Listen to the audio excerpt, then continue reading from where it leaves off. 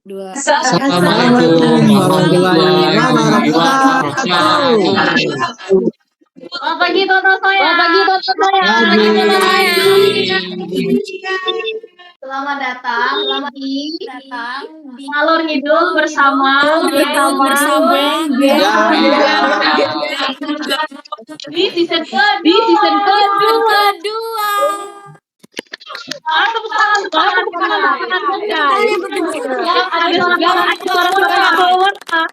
Kita cek ke Denis.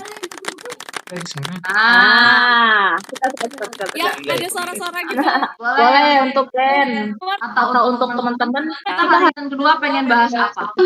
Gak sih? Boleh untuk Jen. Dua apa? Ada dapat info nggak tentang kayak berita terkait angka kemiskinan di Indonesia? Ada sih. Ada. Di satu penasaran aku. Terkait angka kemiskinan, ya kita tahu juga ya angka kemiskinan di Indonesia ini kan semakin hari semakin meningkat, tapi ada juga penurunannya. Itu juga tergantung kan, apalagi yang kalau di Indo ini kan yang ditariknya itu pendidikan yang tinggi kalau dalam sistem kerja gitu. Apalagi perusahaan ini kan mau merekrut orang-orang yang dikira berpengalaman lebih, yang pendidikannya tinggi. Ya seperti itulah. Ngomong-ngomong masalah kemiskinan, teman-teman tahu nggak angka kemiskinan di negara kita itu berapa besarnya? Berapa Menurut berita yang saya baca ya, angka kemiskinan di Indonesia itu mencapai 26,16 juta orang Indonesia yang hidup dalam kemiskinan. Banyak nggak teman-teman? Banyak banget. Iya. Ya, banyak begitunya. Hal-hal begitu itu disebabkan oleh beberapa faktor sih menurut saya. Teman-teman ada yang tahu nggak? Apa tuh faktor-faktornya? Apa sih Faktor-faktornya ada 4 setahu saya ya. Yang pertama itu pendapatan masyarakat rendah. Yang kedua upahnya kecil. Yang ketiga kualitas sumber daya rendah. Dan yang terakhir itu kesempatan kerjanya terbatas. Teman-teman ada yang bisa menjelaskan nggak ke antara 4 itu? Aku dengar yang nomor 2 tuh Upah yang kecil. Yang kedua itu upah yang kecil. Ya. Perspektif dari aku sebagai salah satu orang yang udah pernah kerja, ketika di suatu daerah itu punya banyak lulusan tapi lapangan pekerjaan tuh dikit. Jadi perusahaan itu pengen kasih kesempatan orang kerja tapi dengan cara yang tidak layak, kayak eksploitasi. Contohnya kayak mereka berpikir bahwa kita sebagai SDM yang butuh perusahaan biar kita bisa makan. Maka dari itu banyak perusahaan yang kasih gaji kecil walaupun udah ada upah minimum kan dan sebagainya, tapi di fakta di lapangan itu tidak seperti itu. Kayak kita jangan ngambil jauh-jauh deh teman-teman semuanya. Di Pangkal Pinang. Wow, Pangkal Pinang tuh. Tahu deh keceplosan. Aku kan udah pernah kerja. Padahal tasknya itu banyak banget. Aku handle beberapa pekerjaan multitasking lah teman-teman semuanya. Agak berat kayak jadi kasir, konten kreatornya, kemudian bersih-bersihnya aku juga kayak dari pagi sampai sore. Kalau lembur ya agak ada uang lembur. Maka dari itu bagi aku sendiri kenapa angka kemiskinan itu naik ya Jack? Apa turun? Iya. Naik walaupun orang sudah bekerja keras tapi upah dan yang dikasih dari perusahaan itu nggak setimpal dengan apa yang dikerjakan oleh kita sebagai SDM. Itu salah satu nggak sih faktornya? Benar banget Rizka itu. Ya. Yang berikutnya itu kan kesempatan kerjanya juga terbatas itu teman-teman. Ada yang tahu nggak? Kesempatan kerja terbatas itu maksudnya apa? Apa? Coba jelaskan. Itu maksudnya kesempatan kerjanya terbatas itu adalah perusahaan atau tempat kerja itu memilih pegawainya itu tidak banyak teman-teman. Jadi orang-orang di sekitar itu kesusahan dalam mencari kerja itu. Jadi ibaratnya itu mempunyai syarat-syarat tertentu. Misalnya umurnya harus muda, good looking, intinya harus sempurna gitu teman-teman. Seperti nyari jodoh lah itu ya. Jodoh. Janggal. Ini Jack udah gede ya. Dia mentang-mentang udah semester 2 udah ngomong-ngomongin jodoh. Aduh, kacau. Zin. Itu yang di backgroundnya kursi-kursi sama background hijau itu jodohnya Jack ya?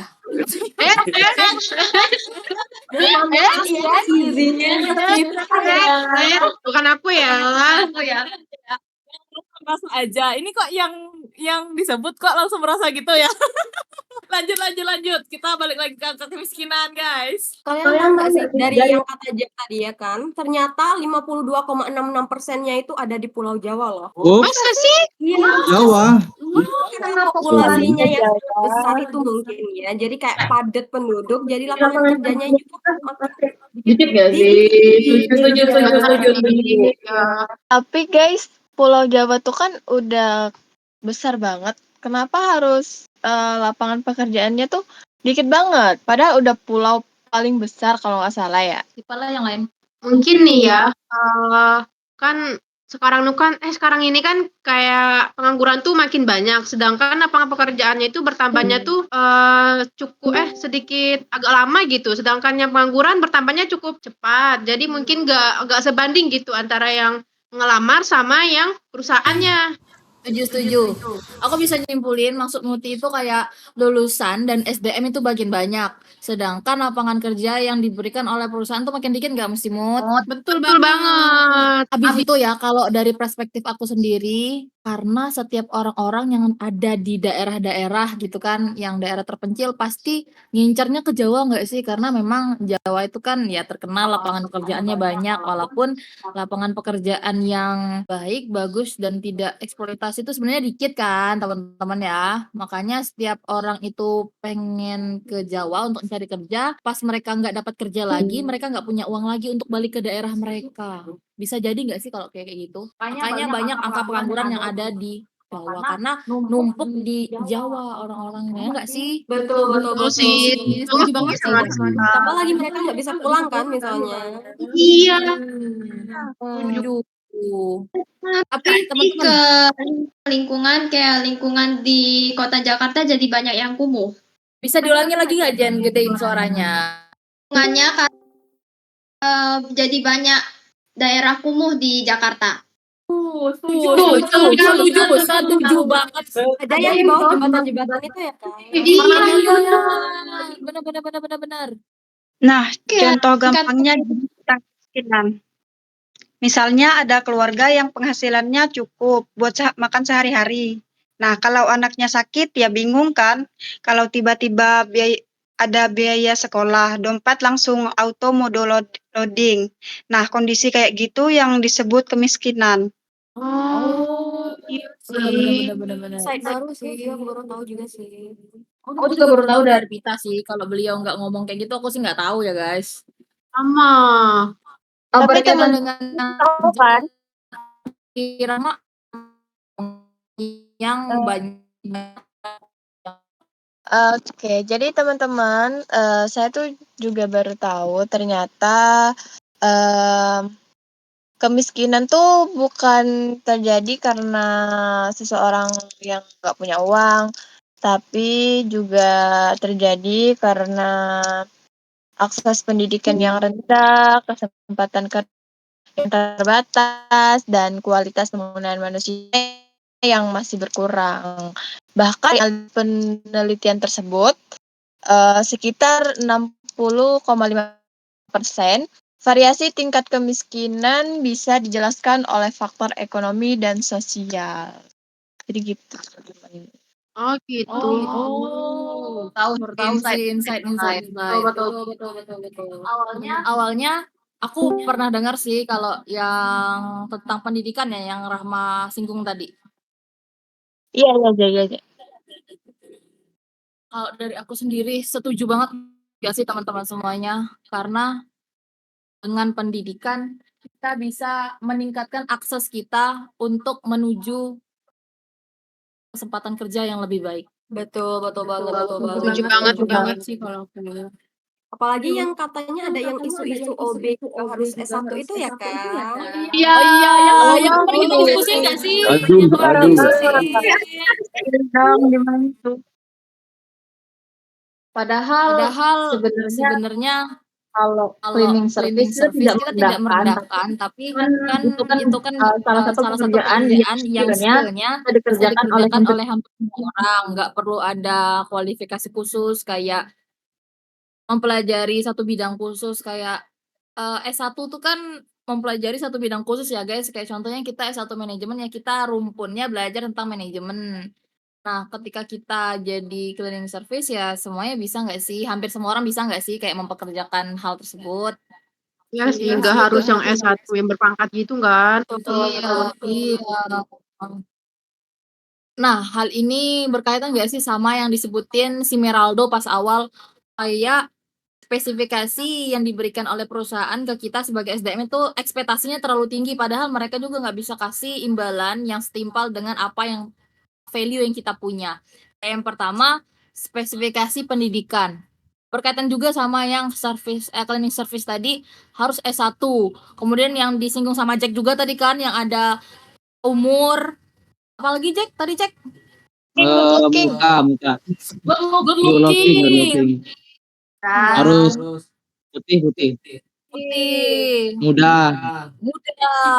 single. Boleh Spanyol.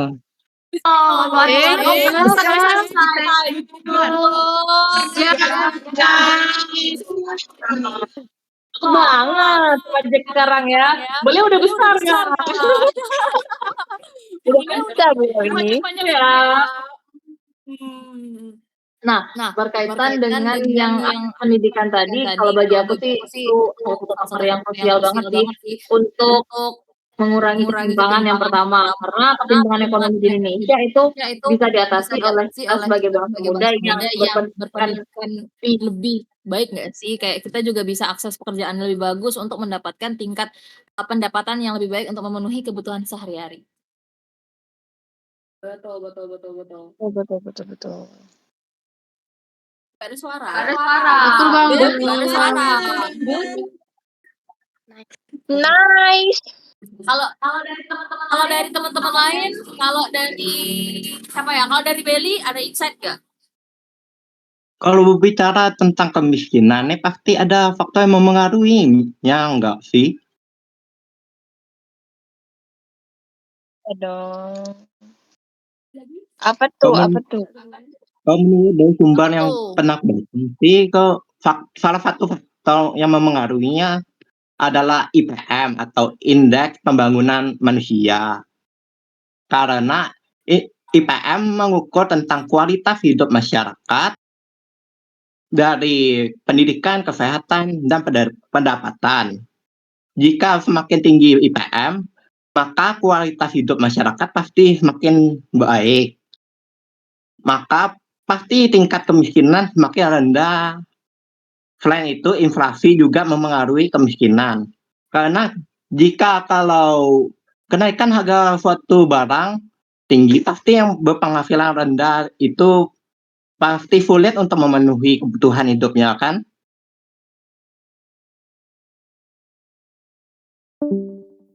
Setuju. Itu insight baru sih bagi aku. Kalau dari teman-teman semua ada tambahan nggak untuk Belly?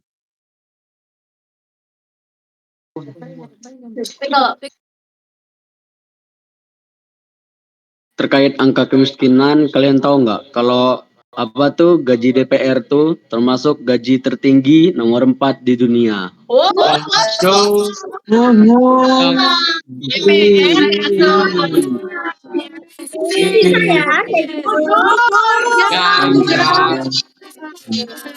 agak takut. Ngeri ya bahasa DPR ini ya. Tapi ya gaji DPR kan gaji tertinggi nomor 4 di dunia. Walaupun dalam satu kali sidang gitu bisa dapat berapa, tapi masyarakatnya banyak yang makannya juga masih terbatas gitu. Ada yang seminggu sekali, ada yang berjuang mati-matian tapi gajinya nggak seberapa. Ini juga sebenarnya kan nggak ada juga ya orang yang mau jatuh miskin. Semua orang juga pasti ingin meningkatkan ekonominya, tapi ini juga faktor-faktor dari pemerintah termasuk ke dalam kemiskinan struktural gitu. Ini sistem kotor dari pemerintah. Sebenarnya banyak orang yang berpotensi ingin meningkatkan ekonominya, meningkatkan performa karakter dalam dunia kerja gitu. Tapi ini tadi sistem kotor dari pemerintah. Jadi ya tahulah, apalagi kan gaji DPR termasuk tertinggi di dunia, menduduki peringkat keempat ya. Dunia, bro. Dunia.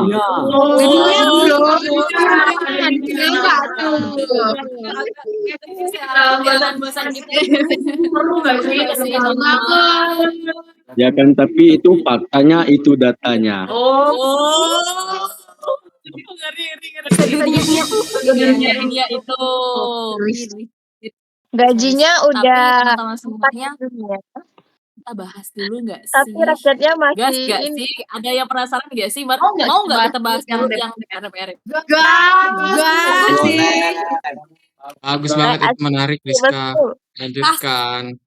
Oke, kita gas. Teman-teman semuanya, aku punya salah satu in my mind, aku punya pemikiran.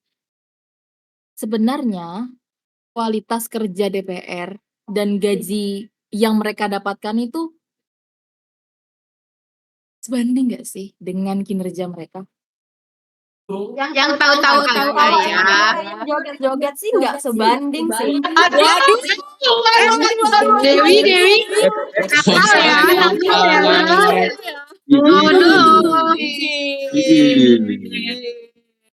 Sekarang Dewi agak-agak panas ya. Kalau di season kemarin itu Bu Nidia itu sangat panas ya kemarin ya. Sekarang Dewi sangat memasak, hard cook. Kalau dari aku sendiri sih, ya sebenarnya semua orang bener kata Meraldo tadi pengen meningkatkan taraf hidupnya, tapi kalau dari aku pemikiran memang dari pemerintah kita yang kurang aware lah sama bagaimana pendapatan yang diperoleh oleh para pegawai negeri sipil kayak DPR tersebut ya teman-teman semuanya, kayak gaji kemudian ditambah tunjangan juga kan, setiap DL itu betul-betul besar sekali yang mereka dapatkan. Sedangkan rakyatnya pun seperti kata Meraldo tadi makannya ya terbatas. Ya kadang makan kadang enggak. Bahkan ada yang sampai meninggal karena nggak bisa beli buku di mana? Di Papua ya. Papua. Pernah dengar itu. Sedih banget ya. Miris-miris. Kalau keinget kayak kita di sini ya, kita di Bangka Belitung ya teman-teman, semoga nggak ada lah kejadian kayak gitu. Amin. Semoga teman-teman yang berada di Bangka Belitung dan kerabat kita yang ada di Bangka Belitung dan di seluruh Indonesia ataupun di seluruh dunia itu bisa menempuh pendidikan sebaik-baiknya dan setinggi-tingginya sih. Amin. Terus ternyata bukan cuma bocah Papua itu ya, ada kemarin kalau nggak salah ya, bocah di Sulawesi Tenggara itu meninggal ditabrak mobil alat berat karena cuman mau cari sesuap nasi doang. Ya Allah. Iya. Masa sih? Iya. Kata ibunya ya, saya suruh pergi jual tisu karena dia tidak mau makan kalau tidak ada nasi. Anakku Najwa, kok tinggalkan kami? Mama Najwa, sadarkan ini mama. Kayak mamanya itu baru nyesel gitu, suruh anaknya beli jualan tisu ya kan, sedih banget. Kasihan banget ya.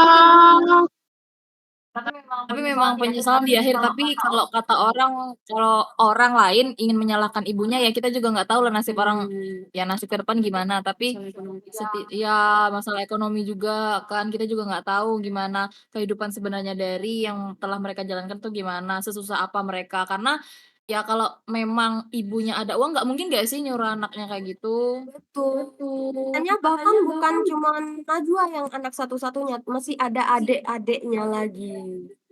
Disuruh jualan juga tisu. Makanya sih yang aku baca ya, Najwa ini malah tanya ibunya, "Ma, ada nasi nggak? Gitu, ada beras nggak?" Kata mamanya, "Nggak ada, ini cuma untuk adik-adik kamu aja." Gitu. Sanitation berarti 9 masih 8 tahun loh. 8 tahun. Tega ya. Dan aku baca ini nggak ada loh kayak ayahnya itu ngomong atau kayak klarifikasi itu nggak ada. Sik sih. Miris-miris kan sih. Tapi ya teman-teman semua, kalau kita bahas mengenai yang seperti itu, yang salah siapa sih sebenarnya? Apakah pemerintah? Apakah tetangga sekitar yang tidak urus dengan utamanya, apakah memang di dari Tuhan saja? Pemerintah ya.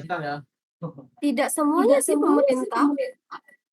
Ngomong dari on mic tadi kah? Guys, Pemerintah. enggak sih orang tuanya? Iya kan seharusnya orang tua itu membiayai anaknya, bukan anaknya yang dijadiin mesin pencetak uang ya. Aku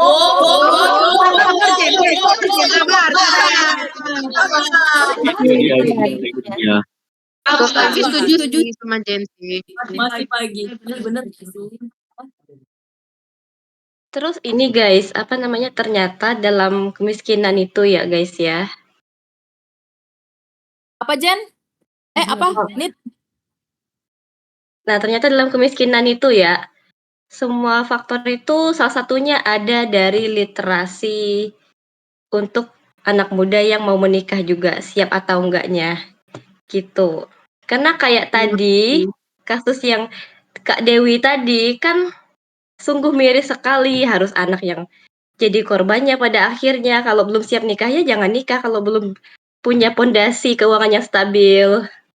Bukan karena cinta aja ya. Bukan karena cinta aja, setuju. Wop. Nyindir yang di sini ya maksudnya ya. Waduh. Siapa Mana nih? Nyindir yang mana nih? Setuju teman-teman semuanya. Yang Makasih tahu-tahu banyak loh aja. Nit. Aku punya insight juga tentang kayak gitu. Tapi kok ini aku puasa ya. Aku tadi udah OTW minum teman-teman. Soalnya udah agak sakit tenggorokan. Jangan dong. Apa tadi kalau puasa? Nah, mengenai yang literasi pernikahan ya, Nit.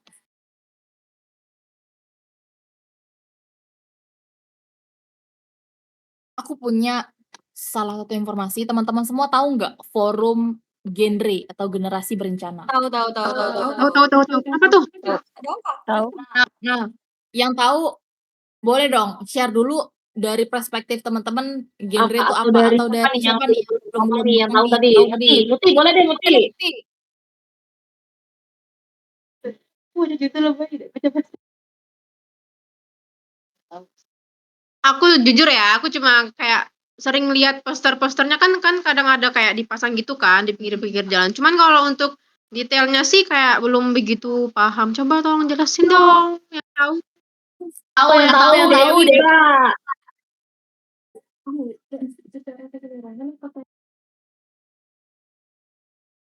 Yang aku tahu ya forum genre ya. Iya. Betul. Genre. Yang setahu aku ya, correct me if I'm wrong ya. Ya.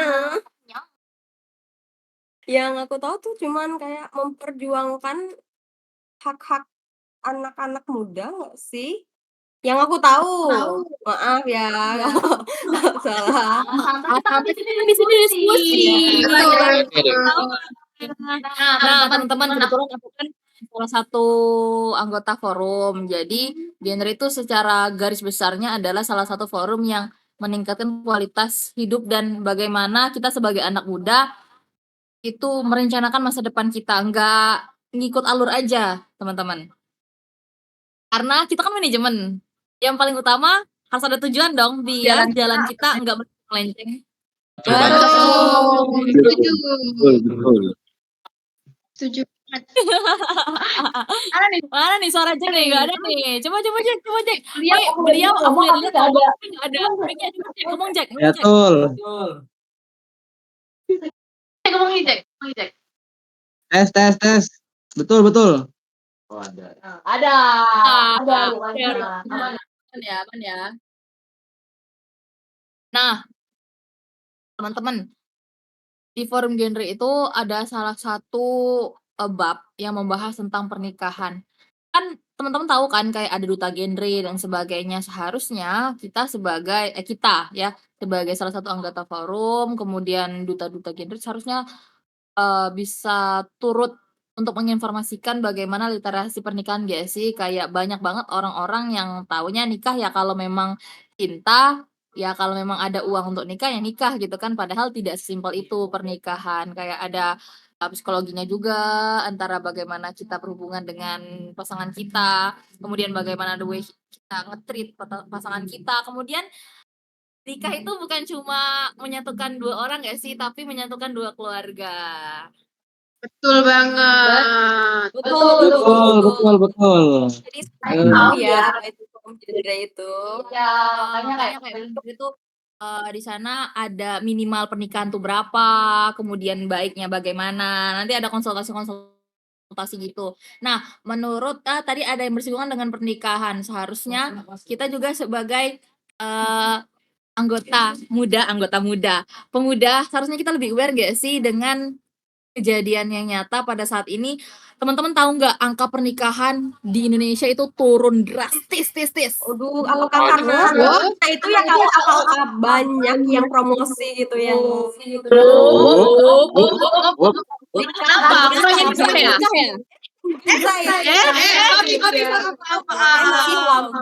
Makanya deh ya. Udah ada calonnya. Lihat sini. Ke sini. Oh, kalau di sini udah ada calonnya.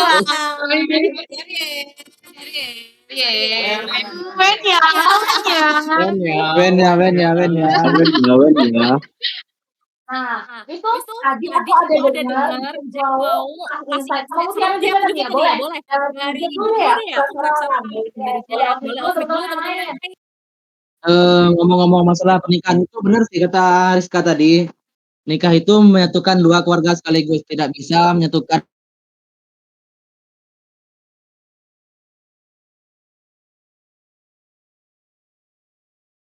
sebenarnya harus matang, harus intinya harus apa ya? Lupa saya itu. Harus lengkap, guys. Tidak bisa karena kebanyakan zaman sekarang kan itu orang menikah itu di bawah umur ya. Setuju. Kayak kasus di TikTok, teman-teman tahu nggak? Ya, anaknya. Pakai gede banget itu kayak bad mood. Beliau pernikahan aja bad mood, apalagi di rumah tangga, guys. Aduh, kacau. Terus juga ya kan. Ya. Totally agree. Itu juga bisa sih menjadi faktor kemiskinan karena terlalu menikah muda. Karena ibaratnya itu pemikiran juga belum labil, belum matang sama sekali. Itu dia faktornya, itu juga mempengaruhi ya. Bisa. Kalau dari Muti?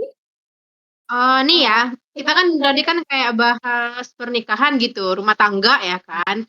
Aku ada baca kayak bahwa rumah tangga itu miskin biasanya lebih rentan terhadap perubahan ekonomi kan ya. Karena penghasilan mereka kan terbatas dan sebagian besar digunakan kayak untuk kebutuhan dasar seperti makanan, energi dan kayak bahan bakar gitu. Contohnya misalkan harga bahan bakar atau listrik itu naik. Bagi orang yang berpenghasilan tinggi dan cukup gitu, mungkin hanya terasa kayak sedikit gitu kan. Tapi bagi yang keluarga dengan berpenghasilan pas-pasan seperti yang kayak nikah muda kan pasti kan agak lebih kecil ya. Jadi kan kenaikan kayak gitu tuh terasa banget gitu. Total agree. Setuju. Nah, mengenai pendapatan teman-teman, tahu nggak? Ada salah satu menteri yang bilang bahwa orang dengan pendapatan 20.000 sudah termasuk orang kaya. Waduh. 20.000. Aku kaya. Belum, belum. Berarti ya Coba nanti aku pengen kasih juga, nanti aku sebarin ya linknya buat teman-teman semua yang pengen baca beritanya. Aku ada lihat katanya 20.000-an teman-teman. Padahal kita sebagai mahasiswa aja ya beli geprek udah 15 Bes. Belum beli juta bukan 10.000. Gitu ya. Ini udah termasuk kaya banget ya teman-teman 25.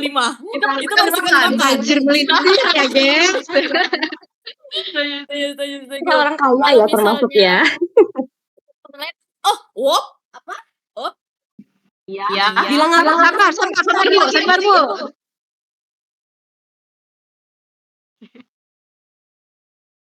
Gimana kalau dari Denis, ada nggak insight?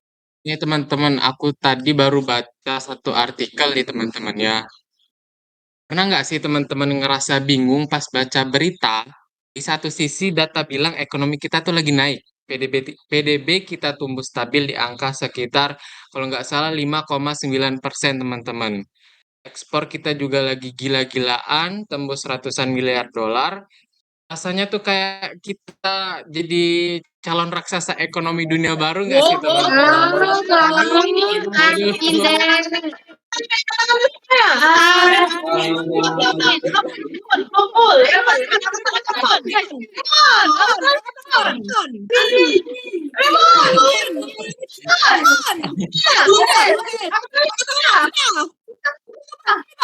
Ya Allah.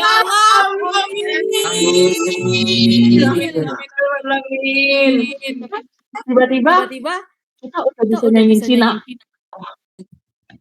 Jauh nggak?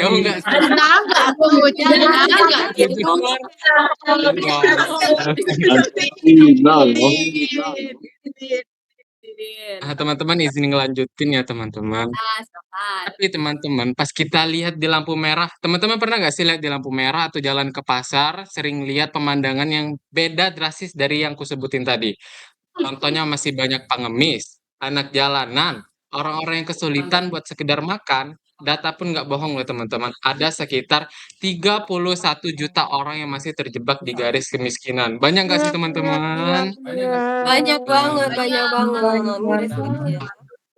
Kok bisa sih angka di berita sama di pemandangan di jalan itu nggak sinkron teman-teman? Nah, ternyata setelah aku telusuri baca-baca dari jurnal atau artikel teman-teman, masalahnya itu ada pertumbuhan ekonomi yang kita lihat sering cuma pertumbuhan semu. Ada yang tahu pertumbuhan semu teman-teman? Nggak tahu. Nah, oke, jadi pertumbuhan semu atau bubble ekonomi teman-teman. Jadi aku langsung kasih contoh aja nih ya. Jadi kayak sebuah desa nih teman-teman, yang tiba-tiba ada pabrik raksasa di desa tersebut. Secara statis harusnya desa itu maju nggak sih? Maju kan? Harusnya Harusnya.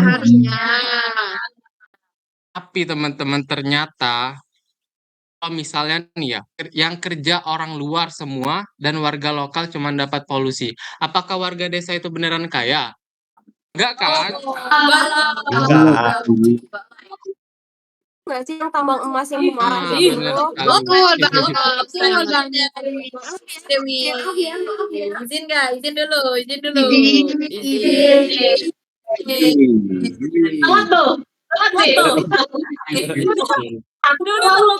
Selalu kuat video ini. Masa lagi.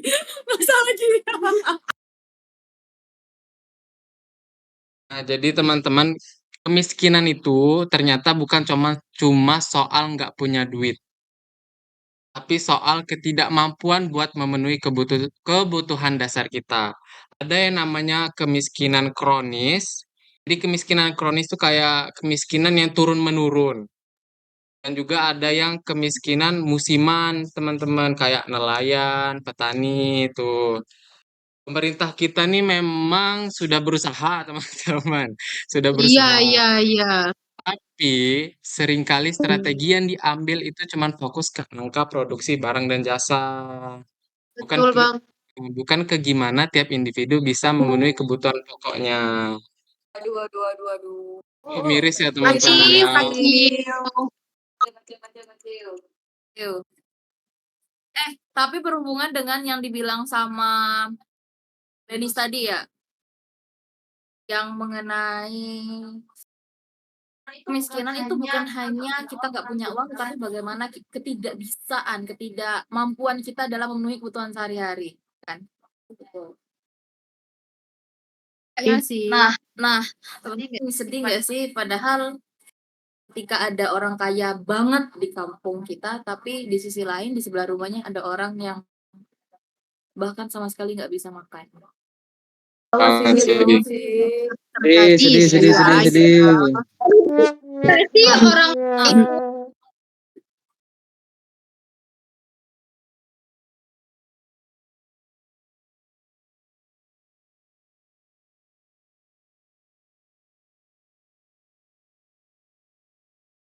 Silakan Jen, silakan. itu dicurigain nggak sih? Siapa tahu dia melakukan kegiatan yang ilegal gitu.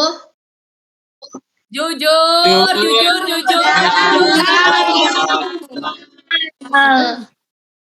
Ada nggak sih kasusnya?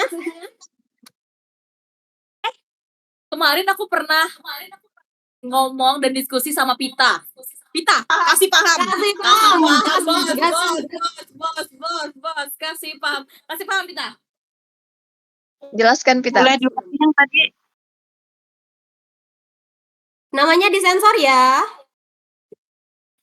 Aduh, kaya nih.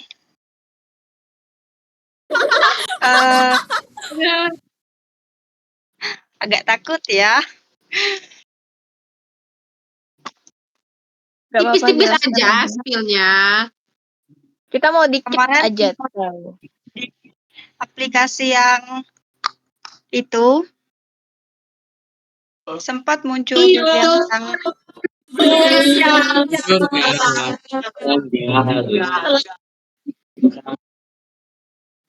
yang di aplikasi itu sempat lihat baca-baca kan scroll muncul dia itu menghabiskan kalau nggak salah sampai korupsi 22 juta. 22 juta. Oh. 22 juta sih sebenarnya angka yang gak gede banget ya.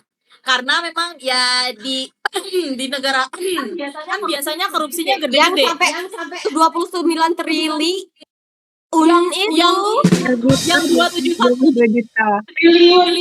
Udah dong. Ini. 22 juta ya Pita. Pariska ulangi ngeluh tadi. Emang 22 juta ya yang dikorupsi. Kalau yang kemarin sempat baca sih ya sampai 22 juta. Dan di rumahnya itu mempunyai mobil yang warna oranye. Aduh, tahulah harganya. Mobil apa tuh? Kalau mobil itu tuh 2 juta atau teman-teman kan mobil oranye ya mungkin ya Avanza mungkin dicatatkan kita nggak tahu ya dikit Ini vlog. kita nggak tahu ini Berno ya. Pita ciri-ciri mobilnya yang bisa pintunya bukan horizontal tapi yang ke atas ya agak naik dikit Aduh, gitu. iya lagi. Rizka kayaknya penasaran banget ya Rizka ya. sorry Pil dong Pita, tipis-tipis aja. Dan itu cuma dan itu cuma ada satu-satunya di Bangka Belitung. Bangka Belitung loh. Sebut merek ya. Bangka Belitung loh merek yang kalau abis nih kalau Pita ada kenapa-napa kayaknya kita harus nyamperin ke nanti aku lihat-lihat ya. hati-hati spill dikit Kalau dari teman-teman lain ada nggak kisah-kisah yang sama gitu mengenai kejadian korupsi seperti ini? Kalau dari Raymond ada nggak insight lain? Paling ada Izin nih ya. kan katanya kan Bangka Belitung Bangka Belitung ini terkenal akan sumber daya alamnya yang berlimpah kan. Kenapa di Bangka Belitung ini angka kemiskinannya lumayan tinggi masihnya? Karena ada mafia-mafia itu enggak sih? Seperti disebut tadi kan. Kayaknya ya. Jujur. Datangnya Janggal. Ih, tapi tahu nggak teman-teman semuanya? Devil smile ya, Devil smile.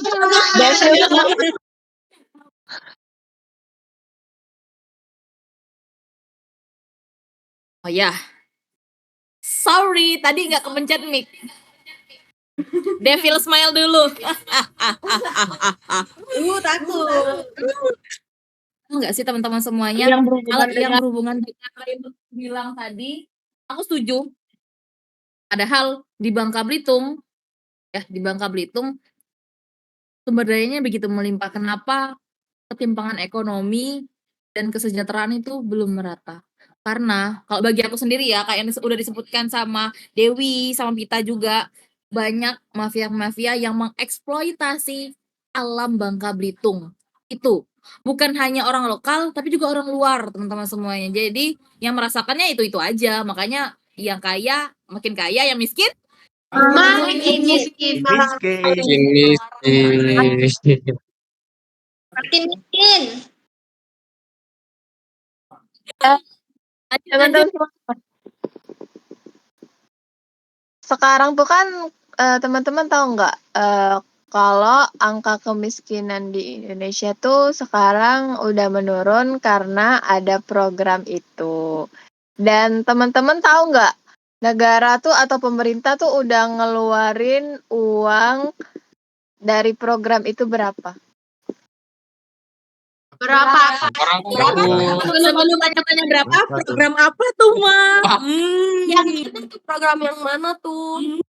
Program yang itulah. Ternyata teman-teman pemerintah tuh udah ngeluarin dana dan menghabiskan dana dari program itu sebanyak dan sekitar kurang lebih 44 juta triliun. Juta triliun.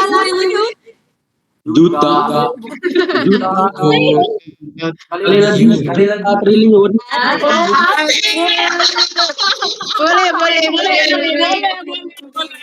Boleh. Coba tadi Dan aku dari belum record yang Meraldo ngomong terus lagi tuh. Juta, bro.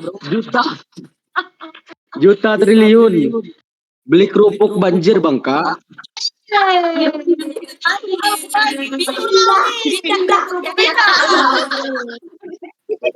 Kemana semua itu? Bisa sampai sebanyak itu? Kalau didolarkan ke US dollar tuh sekitar 2,6 miliar US dollar. US dollar. Shock.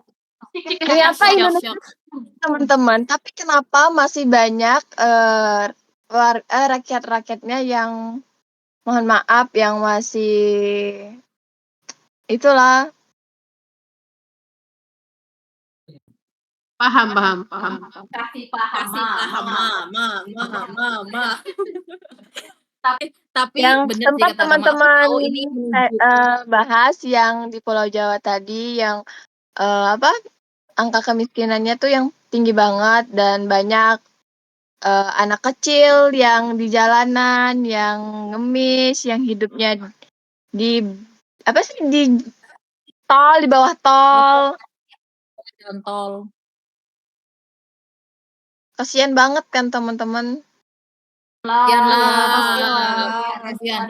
Padahal di umur mereka yang kayak gitu seharusnya mereka masih main sama teman-temannya, masih belajar baca, belajar kali-kali kelas 3, kelas 2 SD. Benar. Di saat anak-anak seumurannya lagi belajar ngitung kali, mereka malah ngitung uang karena mereka disuruh kerja. Iya, sedih banget sih. Tadi aku tuh ada informasi juga mengenai yang bersangkutan dengan Rahma. Apa ya tadi ya? Lupa. Apa Mah? Bisa ulangin lagi nggak? Oh, yang ini. Program kerja yang tadi dibahas sama Rahma itu kenapa masih banyak rakyat kita yang nggak dapetin kerja kan? Hal ini nanti berkaitan dengan yang kita diskusin kemarin teman-teman, yang angka pengangguran. Oh iya. Iya betul. Ya, 15 juta. Lapangan pekerjaan. Geser dikit nih. Aduh Jaka, mulai berani Jaka ya. Kenapa panas Jaka ya? Karena belum mandi. Jangan dong, kasihan. Soalnya wangi-wanginya sampai ke sini. Sampai sini wanginya.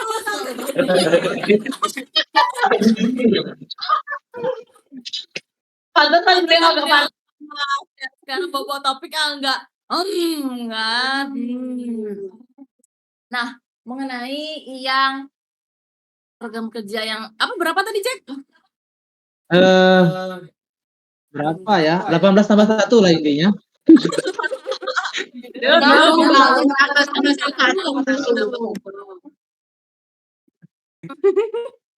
Lanjut, teman-teman. Kayak program kerja, salah satu program kerja ya teman-teman tahu lah yang sekarang lagi booming-boomingnya ya yang berkaitan dan bersinggungan dengan makanan ya tahu lah. Tahu banget. Tahu kan? Tahu. Jaka sudah beliau tahu kata beliau guys. Ngeri. Nah, teman-teman, mengenai program kerja yang bersinggungan dengan yang sudah aku sebutkan tadi yang makanan. Kenapa banyak orang yang masih belum mendapatkan pekerjaan? Kalau dari perspektif aku, teman-teman tahu sendiri lah, ada beritanya bukan? Dapur yang itu. ya, dapur salah satu program kerja yang sedang dijalankan oleh pemerintah itu banyak sekali yang kepalanya atau dipegang oleh anak-anak yang punya koneksi ke dalam pemerintah, contohnya kayak anak DPR. Pernah nggak lihat dia megang sekitar belasan dapur Orang gaul lagi. Kok bisa ya? Lagi orang. Kayak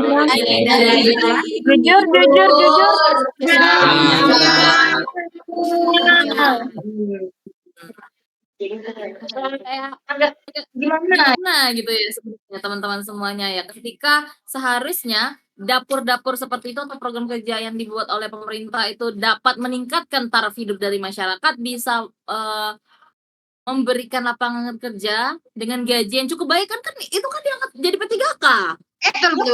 Sedangkan guru yang salah satu penopang utama untuk kehidupan bangsa Indonesia yang menjadi pilar pendidikan malah gajinya nggak diangkat P3K.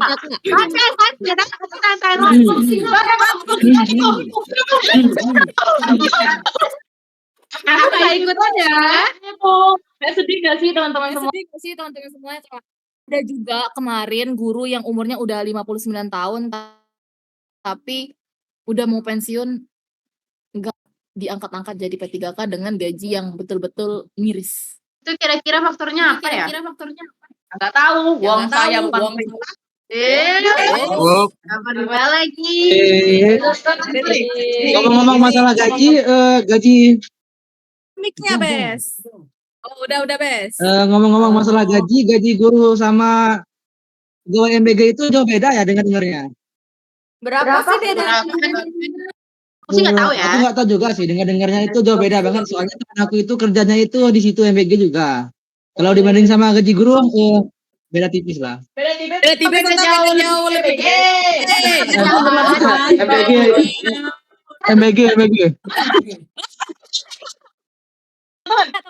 Perasaan tadi udah aku sensor dapur ya. Beliau langsung nyebutin merek.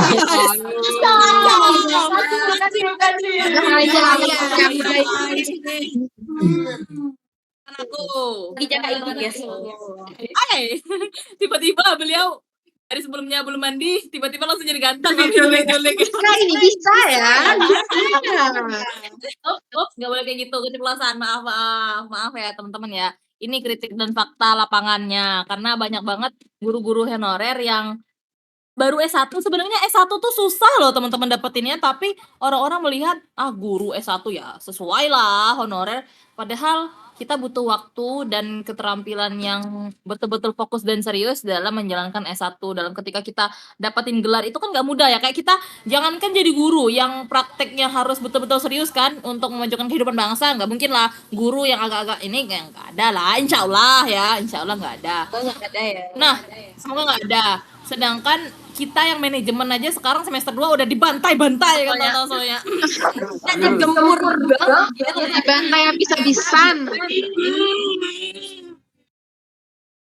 Nah, apalagi teman-teman kita yang menempuh perkuliahan S1 mengenai pendidikan kan. Itu harus ada praktek, kemudian mereka juga harus menguasai materi-materi kan lebih sulit ya, harus implementasi ke kehidupan sehari-hari, harus ngajarin anak-anak juga.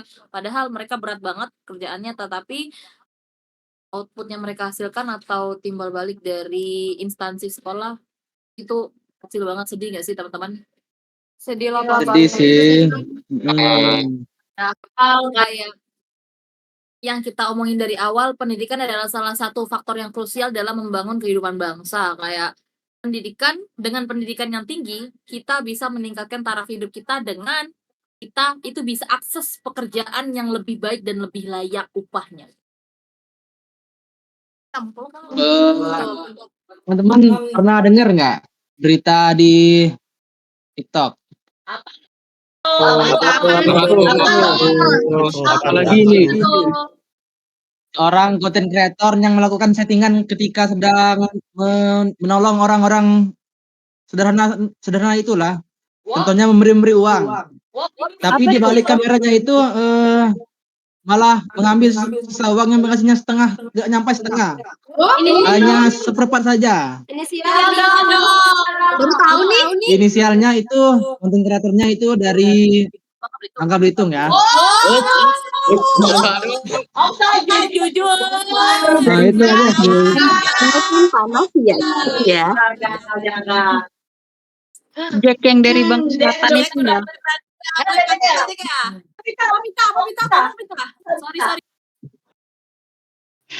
Yang dari Bangka Selatan itu ya Jack. Cowok kan?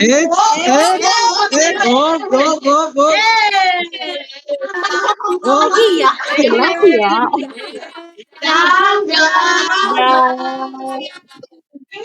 Ini Pita nih harus kita lindungi, sumpah.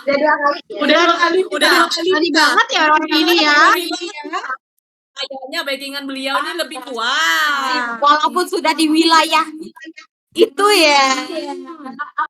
Apa jangan-jangan memang hometown Anda itu memang agak ya. Oh udah 2 nih kasus yang kita bahas hari ini. Nggak tahu aja ya 2 ya, nggak tahu. Mutiara mana? Jangan mana?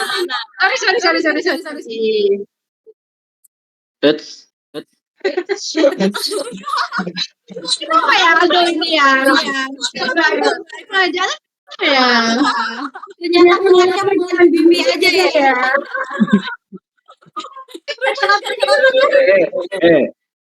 Tunggu dulu. Yang tadi kan yang masalah itu kan harus follow dulu nggak sih biar dapat hadiah gitu. Bener banget.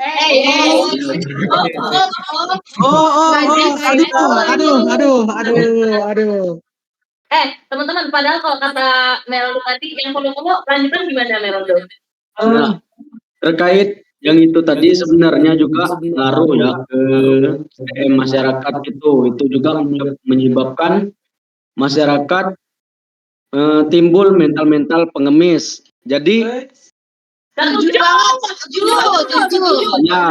dari itu juga masyarakat ini berpikir kalau susah-susah nyari kerja mending ikut event apa yang diadakan oleh konten kreator tadi kan, siapa tahu hoki, soalnya kan yang ditampilkan itu pembagiannya ada hadiahnya, ada motor, IP keluaran terbaru gitu, sehingga masyarakat ini kan tergiur. Apalagi kalian tahu nggak ada di akun satpamnya itu, satpam dari konten kreator tersebut banyak dari masyarakat dari jauh-jauh lah datang ke situ Katanya ada urusan padahal nggak ada. Itu juga udah membuat mental pengemis bagi masyarakatnya. Bener banget. Mungkin Meraldo mau jadi adik angkatnya. Kalau yang dapat aku simpulkan dari peran pemerintah saja, tapi influencer dan diri kita sendiri juga nggak sih, Mei? Bener. Itu dia. Guys, Pemerintah harus bikin regulasi juga nggak sih untuk influencer biar kayak China. Teman-teman tahu nggak sih di Cina itu ada aturan mukbang, nggak boleh mukbang karena di Cina itu tidak boleh mubazir makanan sama sekali. Kalau ada mubazir makanan itu bisa didenda sampai dengan dipenjara atau gimana gitu kan. Nah, harusnya pemerintah kita kayak gitu nggak sih, kayak melarang, harus ada regulasi yang tepat dan ketat serta tegas mengenai influencer, karena influencer tuh sekarang banyak konten-konten yang sampah nggak sih? Setuju banget. Beliau mau open mic beliau. Kita tunggu beliau open mic, guys. Lebih tepatnya memanfaatkan SDM masyarakat Indonesia ya. Setuju. Pemerintahnya sih kurang tegas ya. guys, terus ini juga nggak sih, dalam peran pemerintah juga gimana menurut kalian nih dengan bantuan sosial yang diberikan para pemerintah kepada bahasanya itu kayak KPM, keluarga penerima manfaat, kayak misalnya ada PKH, ada BPNT, bantuan pangan non tunai, terus ada juga kayak program penunjang keluarga harapan kayak perbaikan rumah Rutilahul, rumah tidak layak huni itu, terus ada beasiswa juga. Tapi terutama yang aku insight sih ya, dari program bantuan sosial ini, kebanyakan itu ternyata nggak sesuai dengan target yang diharapkan, sehingga kebanyakan dari mereka memanfaatkan bantuan tersebut. Sehingga mereka tuh kebanyakan berharap gini, nggak usahlah kerja, lagian nanti juga dapat beras gitu. Gimana nih guys menurut kalian? Bener banget. Combo nggak sih teman-teman, influencernya itu combo maut gak sih? Influencernya kontennya sampah yang bikin mental pengemis, kemudian pemerintahnya juga nggak ada program kerja yang punya laporan ketat ya, yang ujung-ujungnya membuat mental miskin juga kayak enggak sih, combo nggak sih? Double kill. Harus jadi makin malas. Mutiara. No, merah, absen dikit. Izin ya, Izin. Agak janggal soalnya ya. Kalau dari teman lain, mungkin dari Pita, dari Rama, atau dari yang lain, ada insight mengenai yang disampaikan Nidia? Ya, kalau nggak ada, aku yang nambahkan. Silakan. Nanti karena kita bentangkan untuk diskon. Mana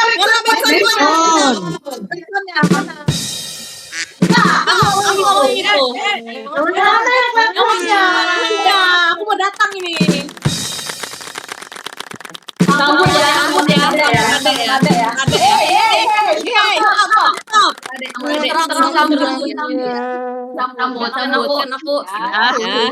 Ups. Tapi kalau menurut aku, yang disampaikan oleh Nidia tadi bener banget sih. Itu kan salah satu program kerja pemerintah sebenarnya baik, tapi tidak berkelanjutan gak sih? Karena tidak ada laporan yang pasti. Ketika ada program yang bantuan untuk UMKM, itu kan sebenarnya dana hibah. Seharusnya dari pemerintah itu membuat regulasi bahwa tiap orang-orang yang menerima biaya pemerintah seperti itu seharusnya ada laporan untuk mengembangkan usaha atau bisnisnya agar berkelanjutan yang nantinya dapat meningkatkan taraf hidup mereka. Tapi nyata fakta lapangannya gimana? Fakta lapangannya ketika uang itu sudah sampai ke penerima, ya memang mereka punya bisnis, ya mereka punya UMKM memang, tetapi uangnya hanya dipakai untuk kehidupan sehari-hari. Ya beli beras aja udah 100.000, udah 85.000, ya habis lah bos. Kasih paham bos.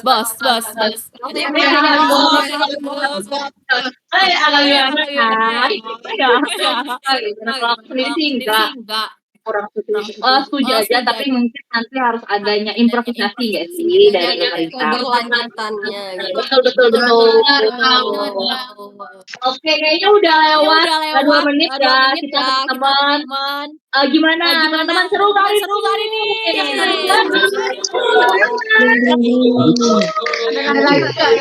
Ada lagi. Udah. Ini season terakhir. Ini season terakhir ya. Kalau ini season terakhir kita. Teman-teman semuanya, selesai sudah season 2 dari band Bisun. Semoga teman-teman yang bagus ya. Akhir untuk semuanya. Assalamualaikum warahmatullahi wabarakatuh. Dadah.